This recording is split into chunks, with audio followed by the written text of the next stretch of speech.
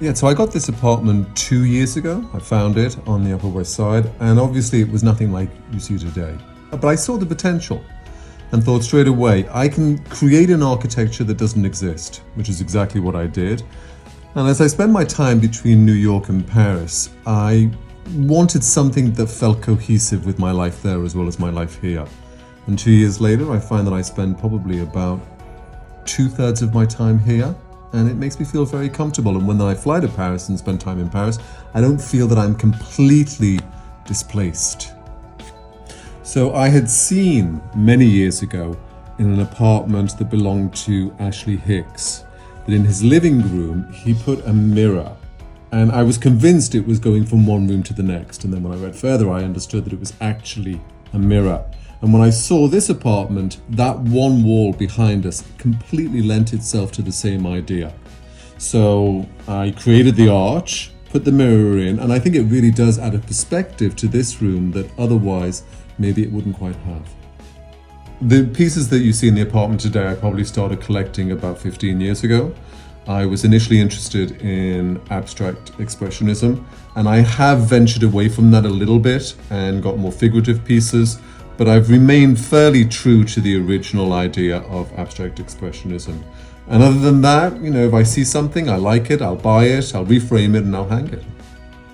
So I decided on an architecture vernacular that I thought was appropriate for the apartment and the building, and I carried it throughout, which basically consisted of applied molding and MDF to make it all look like, Haussmannian paneling.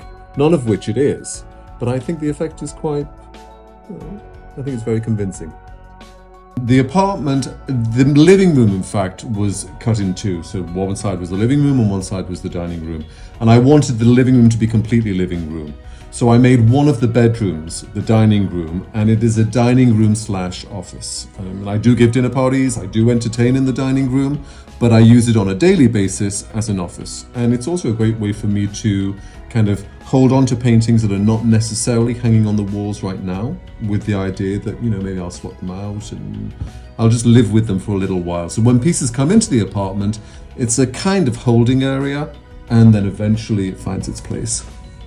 In my guest bedroom, I decided to use a darker color, something to really kind of make it warm, despite the fact that it's an extremely small room. I think that very often we shy away from dark colors, thinking that it'll make it very claustrophobic, but in fact it really increases the impact and strength of the room.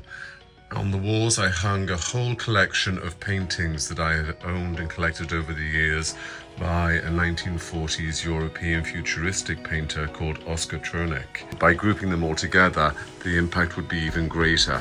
It's quite an intense effect, but I think it works, and I used some what I consider to be interesting lighting, and even with the bed went for a dark color. It's a dark green velvet, and then chose a very rich dark red wool for the curtains. So all in all, quite overpowering, but I think given the size of the room and the space, the effect is very welcoming for guests. So in my bedroom, I'm completely unapologetic about the fact that I watch television. So the TV has a strong presence at the end of the bed, but at the same time, the walls are filled with art. I'm surrounded by objects that I really like. There's wall-to-wall carpet everywhere, which I think is really comfortable. And, my bedroom, like everybody's bedroom, needs to really reflect comfort. That's what it's all about.